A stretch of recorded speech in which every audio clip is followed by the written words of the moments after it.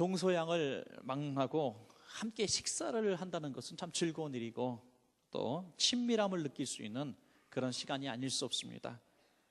특별히 우리가 식사를 할 때 누구와 식사를 하느냐 참으로 중요합니다.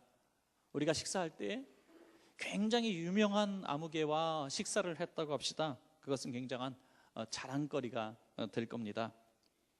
얼마 전에 미국의 대통령 오바마가 자신의 생일 파티에 손님들을 초청했습니다. 저에게는 불행하게도 초청을 하지 않았는데요, 그 잔치에 참여하는 사람들은 하나의 조건이 있었습니다. 그 조건은 정치 후원금을 내야 된다는 거죠. 한 커플당 초청 입장료가 3,700만 원이었습니다. 초청장 오면은 큰일 날 뻔했습니다. 3,700만 원, 커플당 3,700만 원을 내야 오바마 생일잔치에 들어갈 수 있었습니다. 이게 너무 비싸다는 사람들이 또 있으니까 아주 싼 입장료도 있었는데 1인당 6만 원짜리 입장료인데 오바마가 오바마인지 무슨 바마인지 보이지 않는 요만하게 보이는 먼 거리 6만 원 내고 들어갈 수 있었습니다. 가까이 가서 식사하려면, 한 테이블에 식사하려면 엄청난 돈을 내야 했습니다. 여러분, 그렇다면 미국의 대통령과 함께 식사하려고 한다면 그렇게 돈을 내야 되는데, 그 세상의 모든 대통령들을 세우고 폐위하시는 우리 예수님과 식사를 하려면 돈으로 친다면 얼마를 내야 되겠습니까? 여러분들은 얼마를 낼 의향이 있으십니까? 더군다나 주님께서 남이 만든 음식이 아니라 직접 띄어서 주시는 그 음식을 우리가 받아서 먹는 이 식탁이라면 더할 나위가 없겠죠. 더군다나 그 식탁은 보통 음식이 아니라 주님의 살과 피를 의미하는 떡과 포도즙이라면 또 어떻겠습니까? 오늘 우리들이 함께 나눌 성찬이 바로 주님께서 베푸신 바로 그런 사랑의 식탁인 줄로 믿으시기 바랍니다. 우리는 값없이 초청을 받았습니다. 어떤 비용을 치르지 않고도 오늘 이 구원의 즐거운 만찬에 초청을 받았습니다. 돈으로도 안 되고 백으로도 안 되고 누구 소개로도 안 되는 이 자리, 하나님이 여러분 한 사람 한 사람을 부르셔서 오늘 이 자리에 부르셨기 때문에 우리가 이 사랑의 식탁에 초청을 받아서 이 자리에 있는 줄로 믿습니다. 여러분, 우리 모두 대단하신 분들입니다. 여러분, 그래서 오늘은 주님의 식탁이라는 제목으로 함께 은혜를 나누겠습니다. 2015년도 시작하는 첫 주일에 이 베푸신 식탁으로부터 여러분 큰 복이 임하기를 간절히 바랍니다. 첫째로 주님의 식탁은 사랑의 식탁입니다. 주님의 식탁은 사랑의 식탁. 예수님께서 제자들을 부르실 때 한 사람 한 사람 다 부르셨습니다. 초청하여 부르셨습니다. 그리고 3년 동안 많은 가르침을 주셨습니다. 다른 사람들은 몰라도 이 제자들만큼은 주님의 마음을 잘 알고 주님의 위로자가 되어야 마땅했습니다. 그런데 이 식탁으로 초청하기 바로 직전에 어떤 사건이 일어납니까?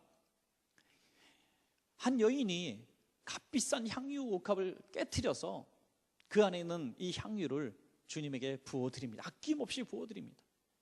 주님의 죽으심을 예비하는 아름다운 이 부어드림이 있었습니다. 그때 제자들이 야, 참 우리가 못할 일을 해줘서 참 고맙구나라고 이 여인을 칭찬하지 않고 오히려 책망을 합니다.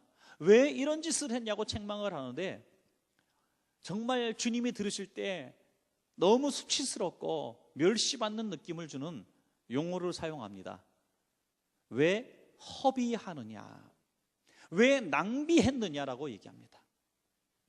여러분, 예수님이 들으시는 데서 왜 예수님 앞에 헌신한 것에 대해서 낭비라고 얘기하겠습니까? 얼마나 섭섭하셨을까, 그런 생각을 해보게 됩니다.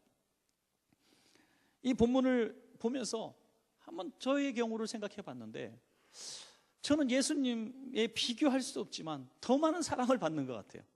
종종 성도님들과 식사를 할 때 보면 자주 식사를 안 하는 분들은 뭐 김치찌개도 먹고 냉면도 먹고 하지만 정말 수년 만에 처음으로 식사를 이렇게 초청해서 같이 하시는 경우들이 참 많습니다. 그러면 저야 뭘 늘 그렇죠.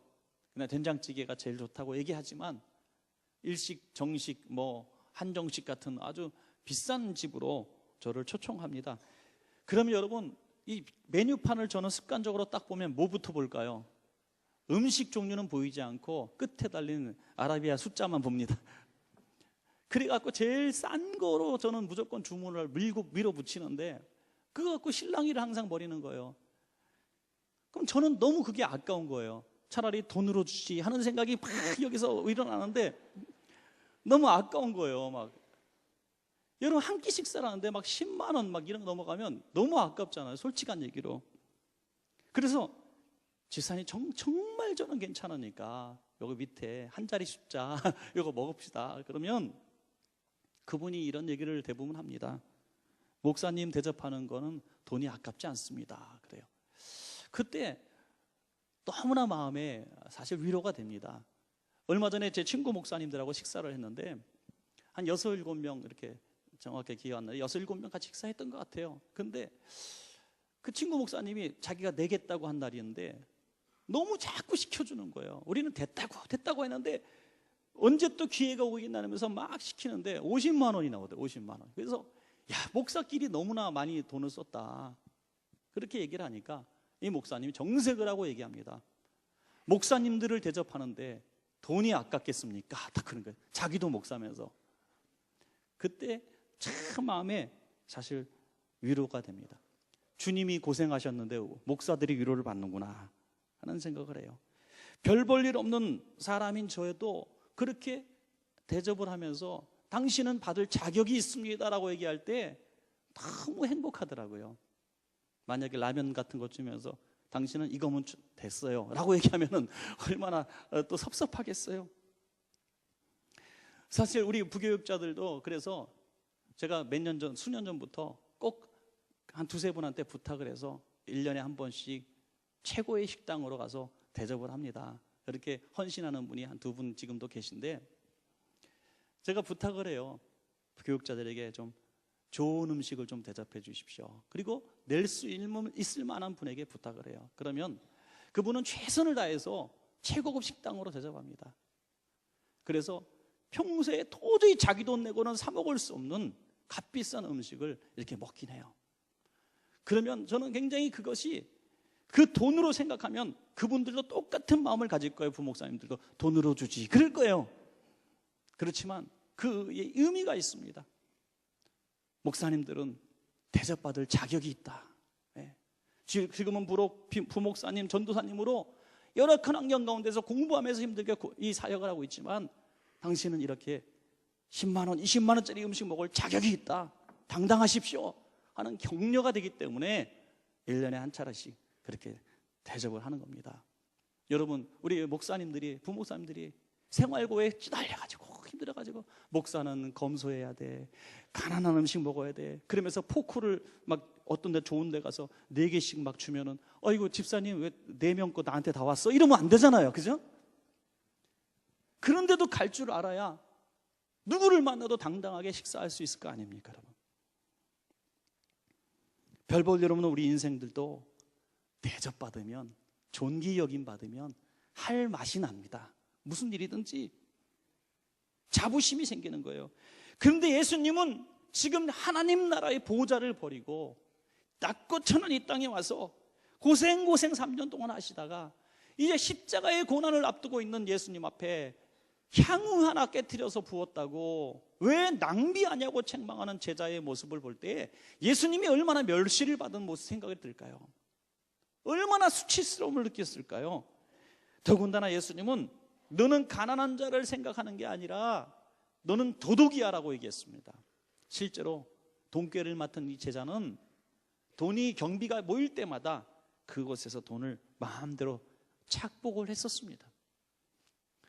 이제 수치심을 느낀 제자는, 유다는 곧 대제사장에게 쫓아가서 예수님을 얼마 받고 넘겨줄까 흥정을 하는 모습이 나오는 것이죠. 그런데 이 가증스럽고 예수님 마음에 못을 박은 이 가룟 유다 같은 제자들을 예수님은 이 귀한 잔치 자리에 초청해 주셨다는 거예요. 요 사람만 명단 딱 빼고 너는 오지 마라고 말씀하지 않으시고 바로 그 유다의 발까지도 닦아주시는 예수님의 모습을 보게 되는 것입니다.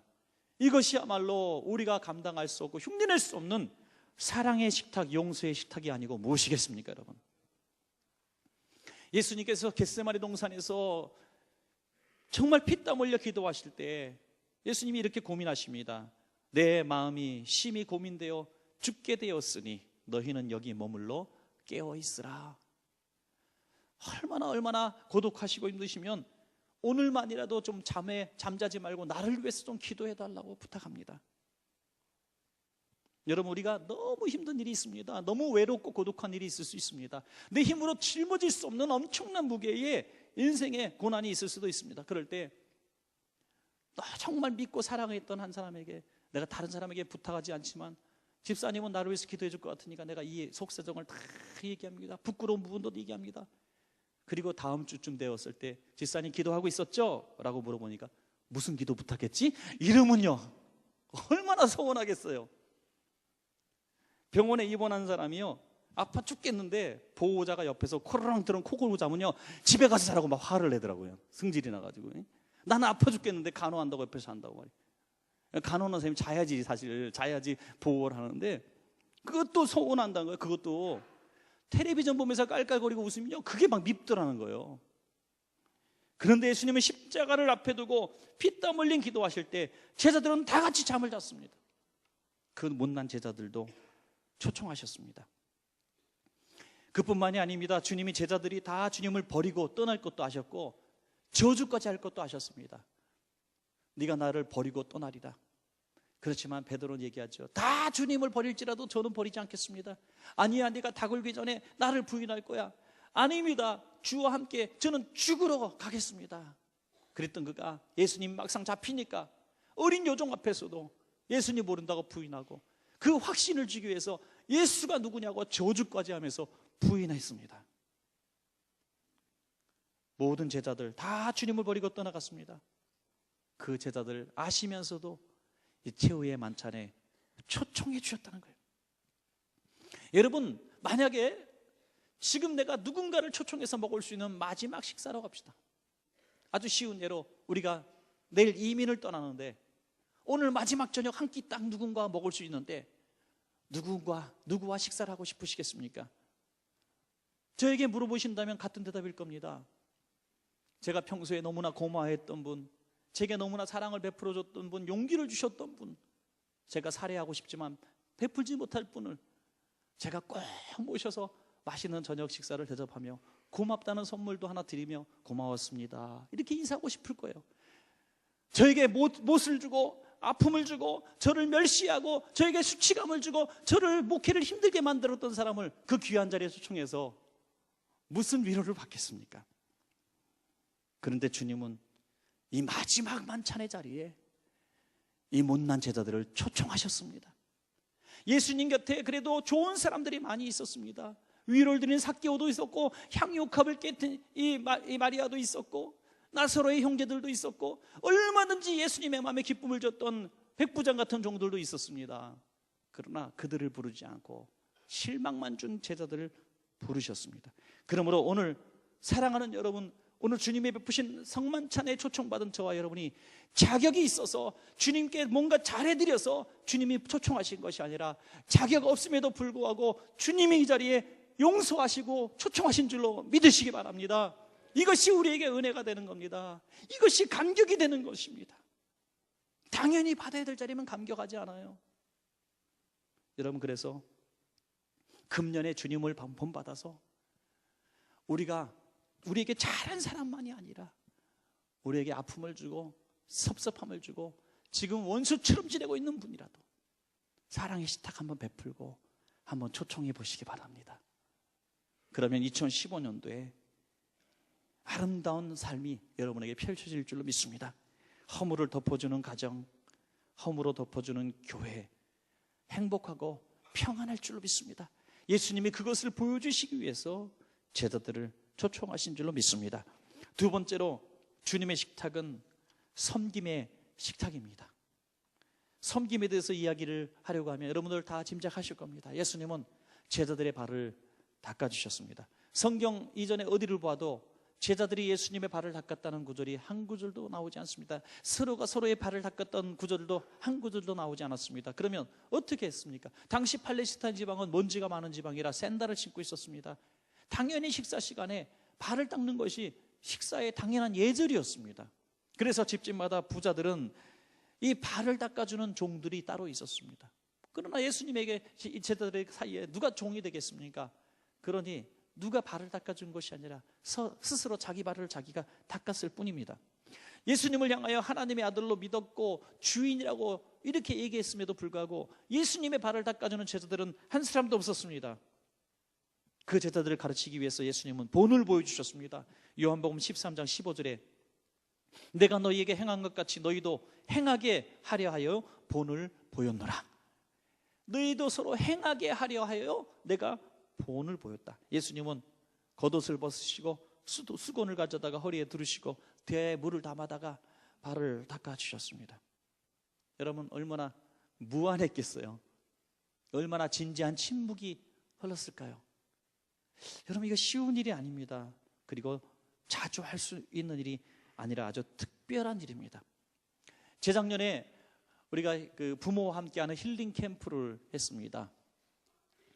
그때 우리 교육부서 아이들과 우리 부모님들과 함께 우리 수양관에서 1박을 하면서 예배를 같이 드렸는데요. 그때 특별히 토요일 밤에 이제 세족식을 했습니다. 부모가 자녀의 발을 닦아주고 자녀가 부모의 발을 닦아주는 의식이 있었습니다. 참 은혜롭고 감동적입니다. 부모님들은 아기가 출산되면 정말 손바닥만 할 때부터 그 아기를 씻어줍니다. 발을 닦아주고 뽀뽀해주고 애지중지 길러요. 그런데 자식이 부모 발을 진지하게 닦아주는 것은 거의 하지 않습니다. 어떤 행사에 가서 했던 애들이 조금 있고 거의 부모 발을 만져보지도 않습니다. 그런데 지금도 이 이야기를 할 때마다 기억나는 한 장면이 있어요. 한 여학생이 엄마 발을 처음 만져봤어요. 엄마 발을 닦아주는데 엄마 발이 너무나 거칠은 거예요. 그래서 엄마 발이 거칠다고 애가 울기를 시작하는 거예요. 물에 대야가 있는데 대야에 아이의 눈물이 툭툭툭 떨어지는 장면을 저는 지금도 잊을 수가 없습니다. 발을 닦아준다는 거, 그거는 참 사실 힘든 일입니다. 우리가 섬긴다 이런 얘기를 하는데 섬기면서 섬긴다 그러지 않아요. 우리가 교회를 섬긴다, 아무개 집사입니다. 교회를 섬기는, 저는 주일학교를 섬기고 있습니다. 저는 찬양대로 섬기고, 저는 구역장으로 섬기고 있습니다. 저는 집사로 섬기고 있습니다. 이렇게 직분을 이야기합니다. 섬긴다는 것은 내가 싫어도 하는 종의 위치에서 하는 것입니다. 그런데 조금만 서운하다고, 조금만 내 마음에 안 맞는다고, 조금만 힘들다고 쉽게 내던지면서 우리는 다른 부서를 섬기겠다고 얘기합니다. 나의 체면을 다 세워가면서 섬기는 것은 섬김이 아닙니다. 무릎을 꿇고 더 낮아지지 않으면 상대방의 발을 씻길 수가 없습니다. 요한복음 13장 14절에 너희도 서로 발을 씻어주는 것이 옳으니라.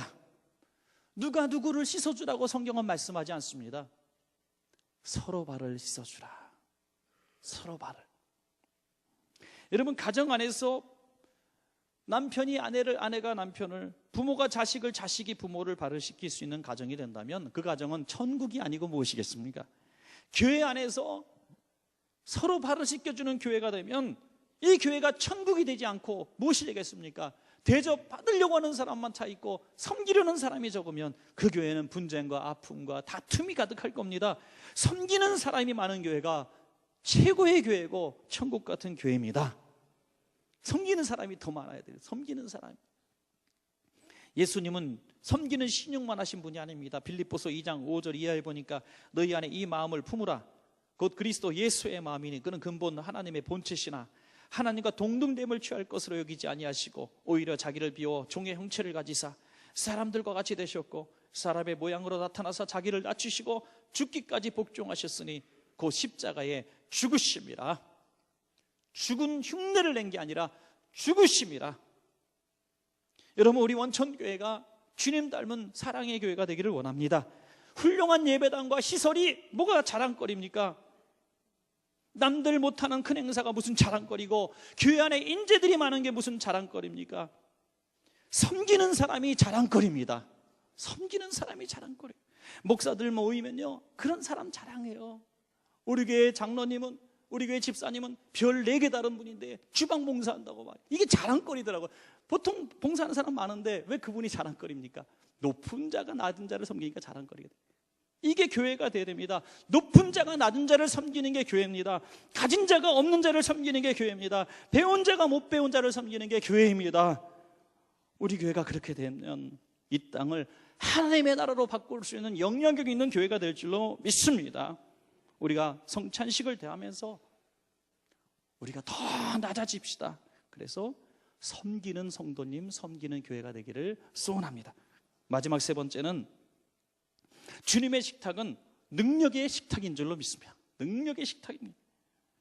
마가복음 14장 오늘 22절 이하에 보니까 그들이 먹을 때 예수께서 떡을 가지사 축복하시고 떼어 제자들에게 주시며 이르시되 받으라 이것은 내 몸이라 하시고 또 잔을 가지사 감사기도 하시고 그들에게 주시니 다 이를 마시매 이르시되 이것은 많은 사람을 위하여 흘리는 나의 피 곧 언약의 피니라. 이 떡은 내 몸이고 포도주는 내 피다. 이것을 받아 먹으라. 이렇게 말씀하셨습니다. 이 말씀대로 그 말씀만 보면은 우리가 성찬식을 할 때 이거 예수님의 몸이야, 예수님의 피야 이렇게 생각하며 받으라는 것으로 들려줄 수 있습니다. 그러나 주님은 이 성찬의 의미에 대해서 아주 여러 차례 또 고린도전서를 통해서 또는 누가복음을 통해서 계속 말씀하셨습니다. 이것은 예식이라고 말씀하셨습니다. 누가복음 22장 19절 한 절만 보면 너희가 이를 행하여 나를 기념하라. 기념하라. 기념이 뭡니까? 다른 성경 또 영어 성경 이런 데 보면 기억하라 이렇게 나와 있습니다. 기억하라. 그러니까 실제로 예수님의 피가 되고 예수님의 살이 되는 것이 아니고 그것을 예수님의 피와 살을 먹는 게 아니라 이것을 먹으면서 떡을 먹으면서 아, 날 위해서 예수님이 이렇게 살을 찢기셨구나 하면서 먹으라는 얘기입니다. 잔을 마시면서 포도즙을 마시면서 예수님이 날 위해서 이렇게 피를 흘리셨지 하면서 그 생각하면서 포도즙을 마시라는 겁니다. 여러분 사람에게 가장 그때 상황을 기억나게 하고 젖어들게 만드는 빨리 추억하게 만드는 것은 이 미각이라 그래요. 미각. 그래서 우리 어르신들 진수성찬을 다 드시고 나서 숭늉 한 잔 딱 드시면서 제일 맛있다. 그러지 제일 맛있다. 네, 대접한 사람 앞에서는 그러지 않으시기 바랍니다. 예. 왜 제일 맛있어요? 40년 전, 50년 전에 피나 나왔을 때 국제시장 배경에 피나 왔을 때 그 따뜻한 숭늉한 거로 딱 먹었던 게 그게 맛있어요. 어떤 분은 지금도 찐계란이 제일 맛있대요. 찐계란이 세계에서 제일 맛있대, 세상에서. 왜 그러냐 했더니 몇십 년 전에 너무너무 어려운 시절에 소풍 가는 날 엄마가 꼭 계란 2개를 삶아주셨대요. 그럼 목 가슴 쳐가면서 이 계란 2개 먹었는데 그 계란이 그렇게 맛있었다는 거예요. 지금도 계란을 삶으면 5개씩 드시 5개씩. 그러니까 이 추억이에요. 미각. 제가 필리핀에 아주 오래전에 선교 여행 갔을 때 한 방갈로 같은 데를 관리하는 분이 미국 사람이었는데 주한미군으로 오산에 와서 사셨대요. 그때 이 한국의 김치 맛을 본 거예요. 우리가 김치를 먹고 있으니까 한 잔만 달라고. 그렇게 미국 사람이 참 초라하게 얘기해. 한 잔만 주세요 그러더라고요. 한 잔만. 그래서 한 점을 탁 줬더니 그걸 딱 손으로 잡아가지고 딱 먹고 눈을 착 감는데 저는 입신 들어갔는 줄 알았어요. 아주 깊은 추억 속에 싹 자기 이야기는 오산에 있을 때 암흑의 식당 뭐 자기가 사귀던 여자가 순이였는데 뭐 어쩌고 뭐 별의별 얘기를 다 끄집어내는데 그때 생각이 확 난다는 거예요. 오산에 뭐 시내 거리까지 다 얘기하는 거예요. 김치 한 점에 자기의 모든 기억이 나는 거예요. 감회에 젖어드는 거예요. 우리가 성찬에 참여하면서 이 떡을 먹고 이 잔을 마시면서 우리가 잊어버리고 살았던 예수님의 죽으심을 기억하는 겁니다. 맞아, 예수님 날 위해서 죽으셨지. 맞아, 예수님이 날 위해서 이렇게 희생하셨지. 내가 그 피의 공로로 내가 이 죄인이 구원받았지. 그러면서 다시 한번 회개하면서 다시 한번 예수님 앞에 내가 쓰임받는 사람으로 결심하는 겁니다. 하나님, 나를 사용해 달라고, 구원하셨으니 나를 주님의 뜻대로 좀 써달라고. 우리가 너무 성찬에 신비적인 신비주의가 돼서도 안 되지만 너무 무시하고 아무렇지 않게 참여하는 예식이 되는 것은 더 주님을 아프게 하는 것입니다. 예수의 피의 권세는 지금도 살아 역사하십니다. 여러분, 십자가의 피 얘기하면 능력이 나타나는 줄로 믿습니다. 십자가의 피와 권세에 대해서 성찬식만큼 강렬한 메시지가 어디 있습니까? 여러분, 우간다는 한때 아프리카에서 진주라고 불렸던 좋은 땅이었습니다. 그런데 우상 숭배와 각종 더러운 신들을 섬기며 가난하며 내전과 또 전쟁이 있었습니다. 더군다나 우간다를 완전히 망하게 만들었던 한 가지 사건이 있었는데 바로 에이즈의 확산이었습니다. 실제로 1980년도의 통계에 의하면 우간다 국민의 25%가 에이즈에 감염됩니다. 4명 중에 1명이 에이즈 환자예요. 그 여파는 지금까지도 있어서 에이즈 고아가 아프리카 땅에 200만 명이 있는데 우간다에만 100만 명이 있어요. 에이즈 고아가. 이만큼 우간다는 아프리카 에이즈 확산의 주범 국가입니다. 1980년대 얘기예요. 그래서 세계보건기구인 WHO에서 예측하기를 앞으로 20년 이내에 정확하게 1997년이 되면 우간다 인구의 3분의 2가 에이즈로 죽을 것이다라고 예측을 했습니다. 그래서 많은 사람들이 우간다를 떠났습니다. 우간다의 회사들이 떠나갔습니다. 사람들이 포기했습니다. 절망했습니다. 그때 하나님께서 로버트 카냐냐 목사님과 6명의 중보 기도자들을 우간다를 위하여 기도하게 하셨습니다. 그들은 낮이건 밤이건 우간다를 위해서 기도하며 사람들을 모아서 계속해서 기도해서 전국민 기도운동으로 확산시켰습니다. 군인들과 주술사들이 협박하며 테러를 했습니다. 그러나 그들은 목숨 걸고 계속해서 기도하자 놀라운 일이 벌어집니다. 마을마다 교회가 생기기 시작하고 온 마을이 모여서 예배하는 마을들이 되기 시작합니다. 그러더니 당연히 죽어야 될 사람들이 죽지 않습니다. 그때 통계로 에이즈로 낫는다는 건 있을 수가 없었는데 정확한 통계 인원이 거의 1000명에 이르는 사람들이 에이즈에 걸렸다가 낫는 기적이 일어나게 됩니다. 이게 웬일이냐, 의사들도 놀라게 됩니다. 그리고 에이즈가 생긴 나라 중 유일하게 에이즈 감염자가 치료받고 줄어가는 나라가 되고 범죄율도 50%가 떨어지게 됩니다. 어떻게 되었습니까, 여러분? 2010년도 미 연방 CIA가 조사한 바에 의하면 아프리카의 에이즈 감염 순서가 있습니다.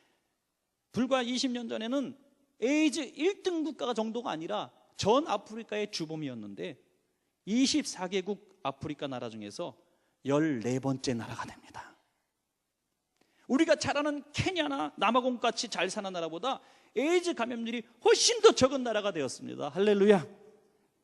주님은 지금도 살아 역사하십니다. 그가 무슨 의료 수준이 있습니까? 경제적으로 나은 나라입니까? 지금도 훨씬 더 열악한 나라지만 하나님은 그 기도하는 민족을 구원하셨습니다. 예수의 피밖에 권세가 없습니다. 프랑스의 어떤 귀신에 사로잡힌 영메요카라는 마술사가 있었습니다. 그는 이 귀신에 사로잡혀서 죽으면 죽으라는 흉내까지 냅니다. 스스로 목숨을 끊으려고도 끊을 수가 없었습니다. 마음대로 죽을 수도 없는 그에게 어느 날 예수님이 찾아오셨습니다. 예수님이 그의 마음속에 임재하시자 영적 싸움이 시작됩니다. 마귀가 역사에서 잠을 못 자게 만듭니다. 예수님을 구하니 역사가 끊어지지 않아서 무려 3달 동안이나 잠을 잘 수가 없었다 그래요. 3달 동안은 사람이 못 자, 미치는 거 아니에요. 그때 성령께서 세미한 음성을 주시기에 예수의 피를 외치라, 예수의 피밖에 없다고 말씀하신. 그래서 저는 그때는 이 프랑스 영매 역할을 했던 이 마술사가 그때부터 예수의 피, 예수의 피, 예수의 피를 외치기 시작합니다. 예수의 피로 명하니 이 더러운 마귀의 악신아 떠나가라, 예수의 피로 외치니 떠나가라. 그랬더니 싸움이 전세가 역전되어졌고 이 마귀는 떠나가고 이는 온전한 사람이 된 줄로 믿으시기 바랍니다. 예수의 피를 선포만 해도 악한 마귀가 떠나가는 것입니다. 여러분, 예수의 피에는 이런 능력이 있습니다. 그러므로 성찬식은 우리에게 엄청난 축복입니다. 엄청난 능력이 있습니다. 우리 포도즙을 마시면서 여러분 이렇게 믿으십시오.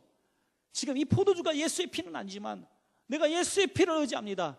예수의 피의 권세가 나타나기를 원합니다. 내 상하고 복잡한 내 상처난 마음을 치료해 주십시오. 내 병든 육체를 고쳐 주십시오.